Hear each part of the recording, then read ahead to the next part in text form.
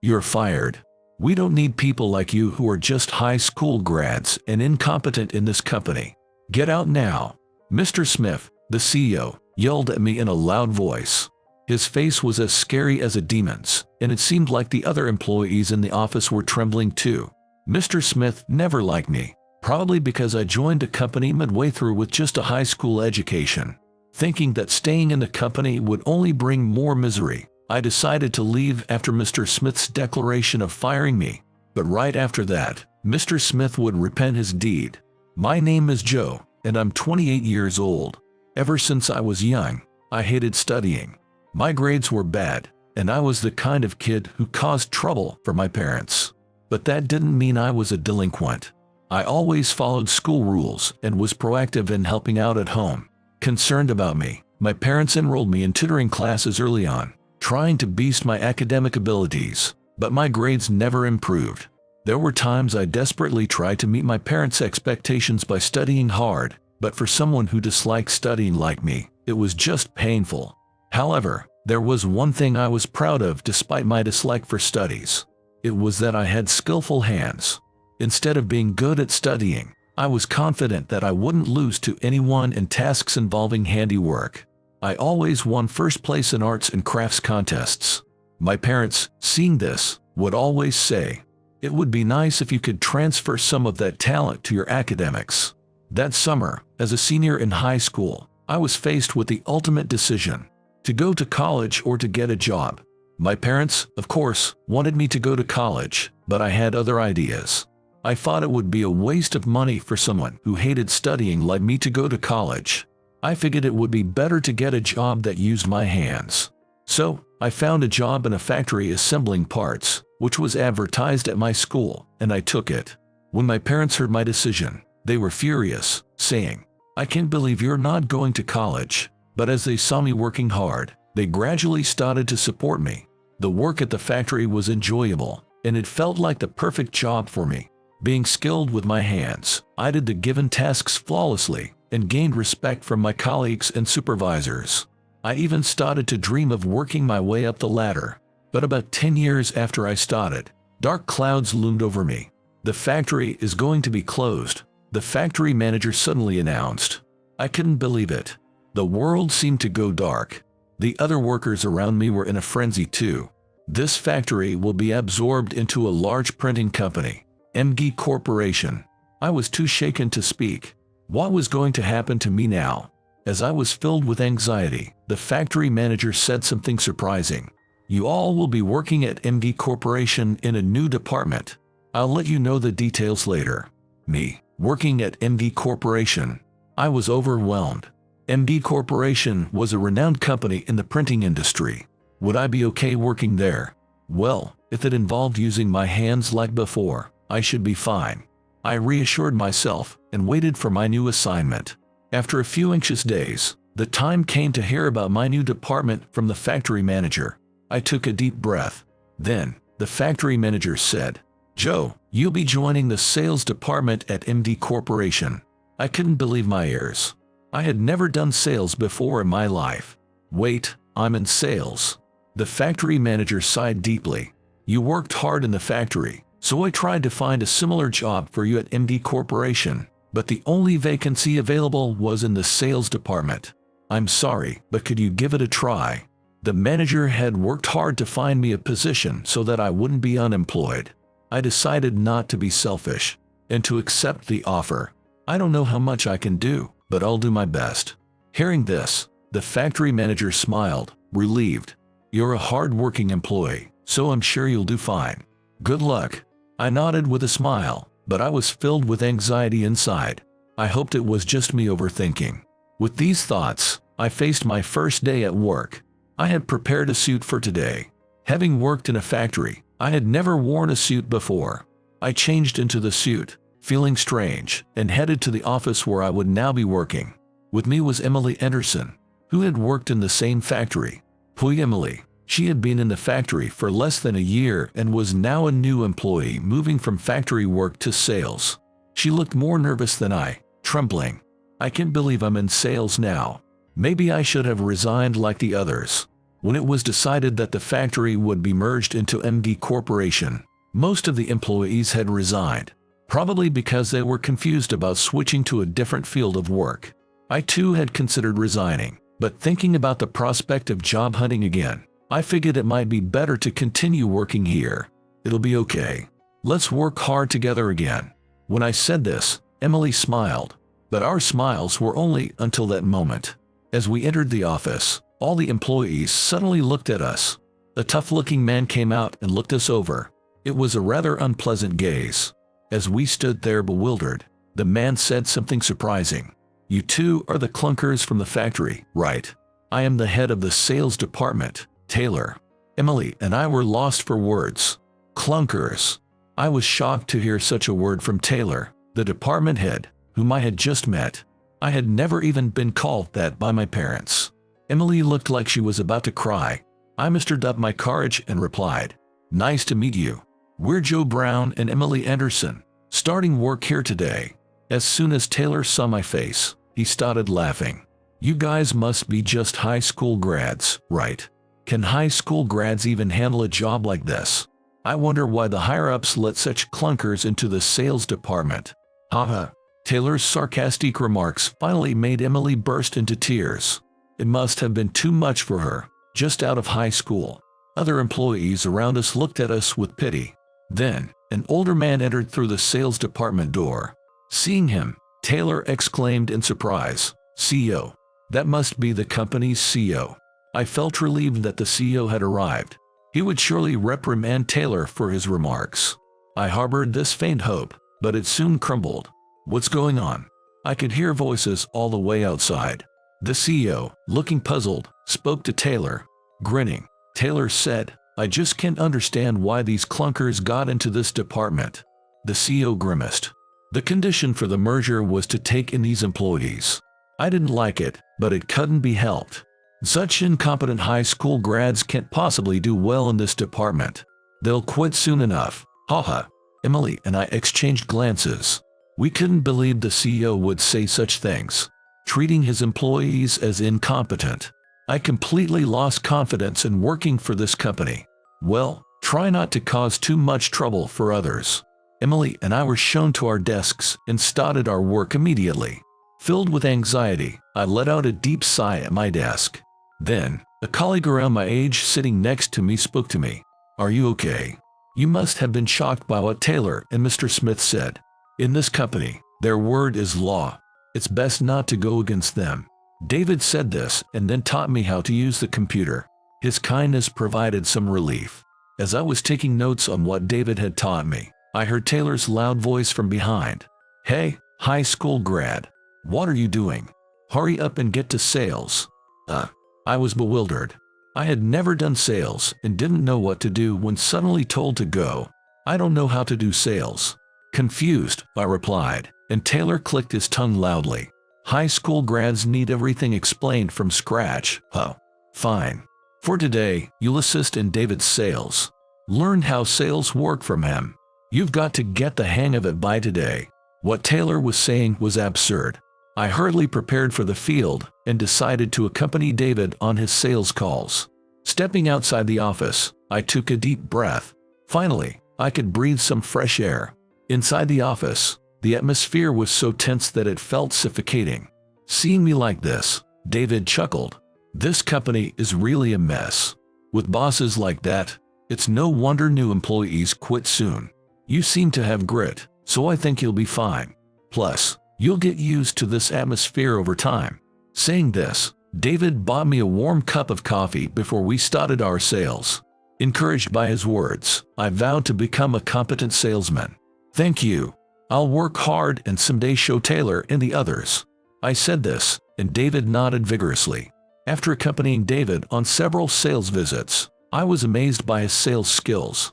His meticulously prepared documents and sales talk were incredible, and on our way back to the office, I couldn't help but express my admiration. "David, your sales were incredible." I was so impressed. Seeing me out of breath and excited, David burst into laughter. "Thank you. I'll work hard and someday show Taylor and the others." Inspired by David's words, I returned to the office full of motivation.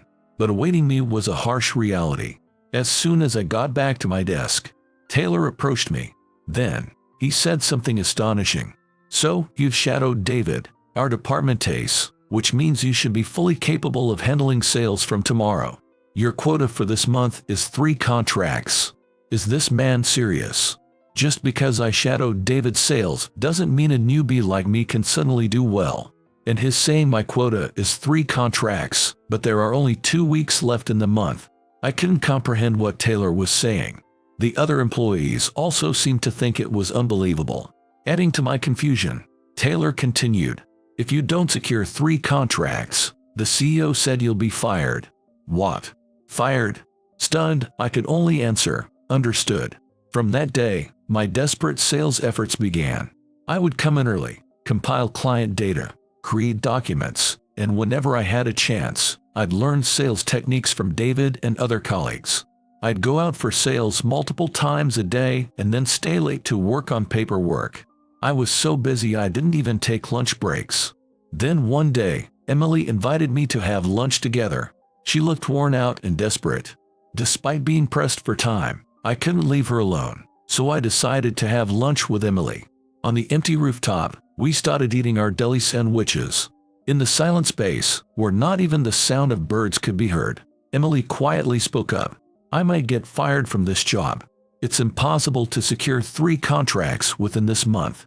Emily was under the same mandate as me. 3 contracts by the end of the month or termination. I looked at Emily's face. Tears were welling up in her exhausted eyes. "I come from a single-parent family, and I have a young sister. If I don't work, my family will be in trouble. I've been working hard, but it seems my efforts are not enough." I hadn't known about Emily's situation. Like me, she was working hard from early morning to late at night to meet the quota. The unreasonable demands were coming from Taylor and Mr. Smith. "Emily, you've been working hard enough. There's still time left in the month. Let's keep pushing a little longer together." All I could do was offer those words of encouragement. Emily weakly nodded, and we returned to our desks to resume work. This routine continued for a while, and with just 2 days left until the deadline, I had managed to secure 2 contracts. "Joe, that's amazing. I'm sure you'll get the 3rd contract in no time." David encouraged me, but I had no confidence at all. While preparing for the last sales pitch, that was when Taylor suddenly started shouting in a panicked tone. "The employee scheduled for today's negotiation with a major client hasn't shown up. He must be planning to quit the company." Apparently, the employee responsible for the negotiation had unexpectedly skipped work. Taylor was both upset and furious. The other employees seemed too busy with their sales to step in. Then Taylor approached me. "Hey, incompetent Joe, you go and handle the negotiation." Me. I was stunned. I had no experience in negotiations. The other employees and David looked on in shock, but the frantic Taylor continued. "What choice do we have? Everyone else is too busy. If you're scared to go alone, take that clunker, Emily, with you." Understood. Unable to refuse a direct order from my boss, I decided to give up my own sales efforts and head to the negotiation with Emily. Taylor, without a word of thanks, practically threw the negotiation documents at me. "This negotiation is crucial. Don't mess it up." He glared at me. I was angry but had no choice as a rank-and-file employee. I quietly replied and started to gather my things. The negotiation was with a major client in the neighboring county. Emily, visibly confused, muttered to me, "Are we really going to be okay?" I was anxious, but there was no other choice but to go. David approached us with some advice. "The main details of the deal are already set, and you just need to listen to the client's requests, so don't be too nervous. I would go with you if I could, but I have another negotiation to attend." David looked apologetic. "It's all part of gaining experience, right? Don't worry, we'll be fine. We're heading out now." I said this and got into the company car with Emily. In the car, I asked Emily to read through the negotiation documents while I memorized the details. Emily was still visibly anxious, shaking in her seat. I tried to ease her tension with some conversation, but it only seemed to make her more nervous. Eventually, she became so ill that while I was driving, she asked me to stop. "Joe, I'm sorry, but could you pull over for a moment?" Fortunately, We still had some time before the negotiation, so I quickly pulled over at a nearby rest area. Emily hurried to the women's restroom. While I was concerned for her, I continued to review the documents before the negotiation. Suddenly, I noticed a red luxury car parked next to us. I thought to myself that I would probably never get to ride in such a car. Just then, a woman got out of the car with a troubled look on her face. As I watched, she began to inspect her car thoroughly. It seemed like her car had broken down. I instinctively got out of the car and approached her. "Is there something wrong with your car?" As I spoke, she frantically began to explain her situation. She was breathless and seemed in a hurry. "I got a call that my father is in critical condition, and I jumped in the car, which I hadn't driven in a while, and suddenly it started making strange noises and stopped moving. In critical condition. That's terrible. I'll help you."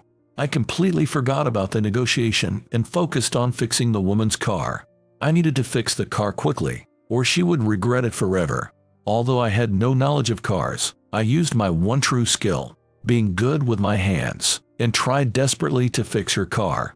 She apologized and watched my actions. Just then, Emily returned to the car and approached me. "Joe, we need to go soon, or we'll be late for the negotiation." Emily was frantic, but honestly, helping with the car repair felt more important than attending the negotiation. The negotiation could happen any time, but today might be the woman's last chance to speak with her father. "I really want to fix this car." But Emily was in a state of panic. The woman looked very apologetic. As we were doing this, the time for the negotiation came and went, and Emily's face turned pale. Finally, I managed to fix the car, and it started. Even without car knowledge, I was able to repair it. The woman thanked me profusely. "Thank you so much. Now I can go see my father. I can't thank you enough." Tears filled her eyes. Now she would be able to see her father for the last time. I felt a deep sense of relief, but the moment was brief. Emily and I quickly got into the car. We had to head to the negotiation as fast as possible. However, the woman came running to my car and asked hurriedly, "Please let me thank you later. Can I know your name?" There was no time to respond properly, so I quickly said, "My name is Joe. Don't worry about thanking me," and drove off. Sitting next to me, Emily started crying.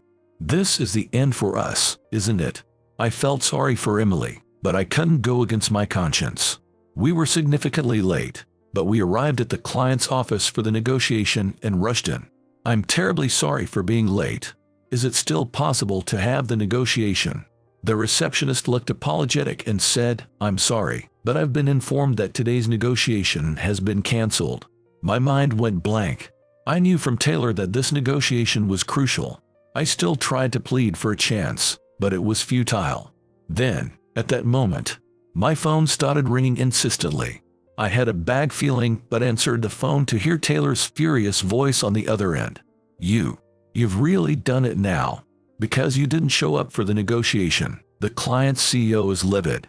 Get back to the office immediately. I have a reason for that." I tried to explain the situation in a panic, but the call was abruptly cut off. I began to shake, wondering if I would now be unable to stay at the company. Emily and I got back in the car and headed to the office, but I was so disturbed that I hardly remembered the drive.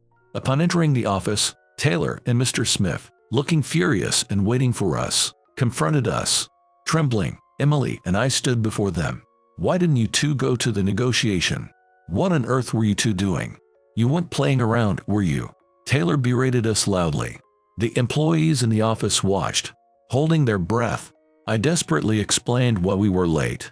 At a rest area on the way, we found a woman whose car had broken down. She said her father was in critical condition, so I helped repair her car, and we ended up being late. Mr. Smith clicked his tongue loudly after hearing my explanation. "You prioritize fixing some unknown woman's car over an important business negotiation. Unbelievable." But her father was in critical condition, and I felt compelled to help. My explanation was drowned out by Mr. Smith's loud voice. "You probably haven't even met the quota of 3 contracts, have you? With this negotiation issue as well, you don't need to come to this company anymore. What?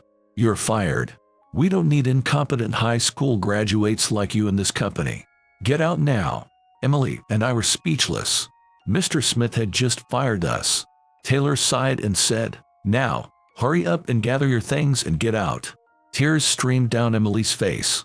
Emily and I started to pack our things immediately. There was no staying in the company after being fired. David looked at us in disbelief. He seemed to want to say something but couldn't speak in front of Taylor and Mr. Smith. After packing, Emily and I were about to leave the office. I said to everyone, "Thank you for everything. I truly appreciate all your help." Everyone in the office was looking at us. Some covered their mouths in shock, unable to believe what was happening.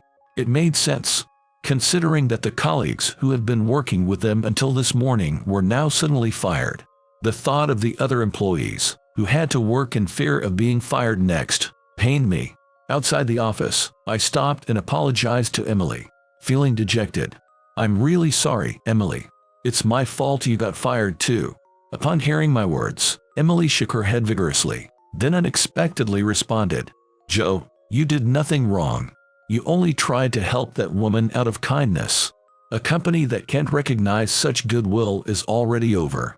I think it's actually good that I'm leaving this company." Her kind words offered me some comfort. Despite the situation I had put her in, Emily was showing me kindness. As we were immersed in these thoughts, a voice called out to us from behind, "Hey, you two, come back to the office." We were both surprised by the sudden call. "Why are we called?" We followed Taylor back to the office, only to find Mr. Smith smiling at us, a complete turnaround from before. We stood frozen, utterly confused. Then Mr. Smith said something astonishing. "Joe, you did a great job. The woman you helped, Ms. Johnson, contacted me. She was able to spend her father's final moments with him, thanks to you. She wants to express her gratitude by doing business with us." Ms. Johnson is the CEO of a major publishing company. She desperately searched for you and found our company. She wants to sign a contract with us, but only if you are involved.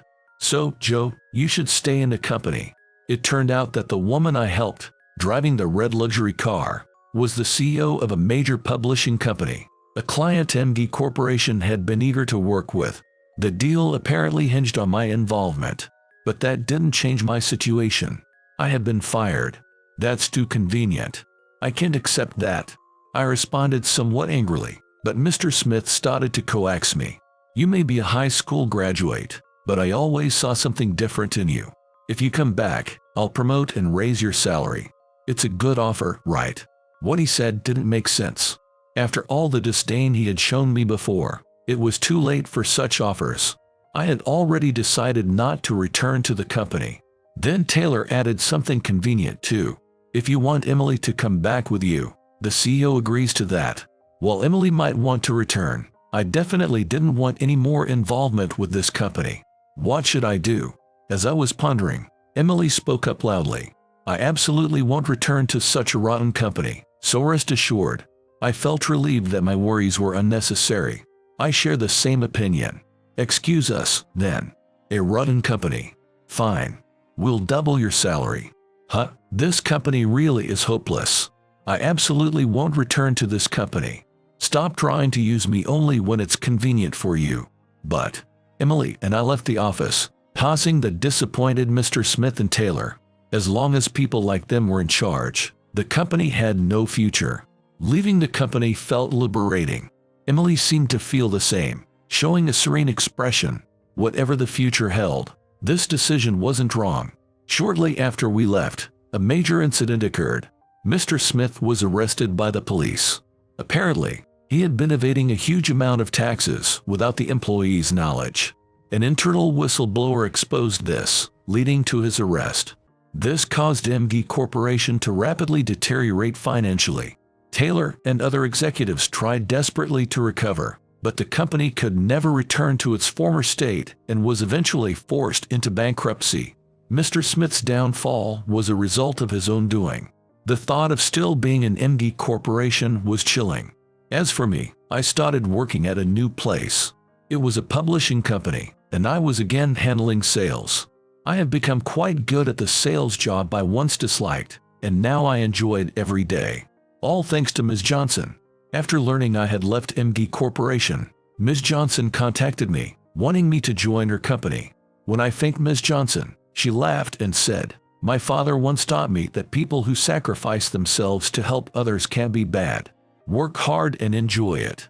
Thanks to Ms. Johnson, I rediscovered that working can be enjoyable. I'm incredibly grateful. How about we have lunch outside today? That sounds good. The weather is nice. Let's eat outside for a change. Furthermore, Ms. Johnson listened to my requests and even hired Emily and David. Thanks to this, I spent each day happily without getting bored. A little act of kindness back then drastically changed my life. It's as if kindness has the power to transform someone's life. From now on, I intend to live kindly towards others.